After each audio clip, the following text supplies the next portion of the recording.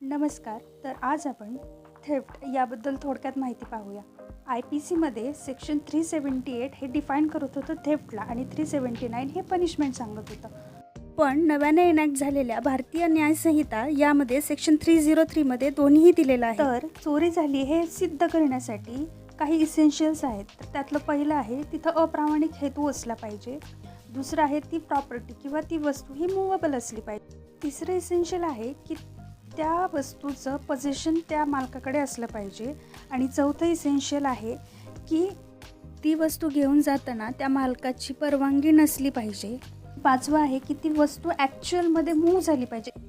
या गुन्ह्याअंतर्गत पहिल्यांदा अटक झाली तर 3 वर्षाचे कारावास किंवा फाईन किंवा दोन्ही आहे. दुसऱ्यांदा अटक झाली तर 1 वर्षाचा सश्रम कारावास आणि तो 5 वर्षापर्यंत एक्सटेंड होऊ शकतो. जर चोरी 5,000पेक्षा कमी रकमेची वस्तू रिकवर झाल्या तर कम्युनिटी सर्व्हिस ही शिक्षा देण्यात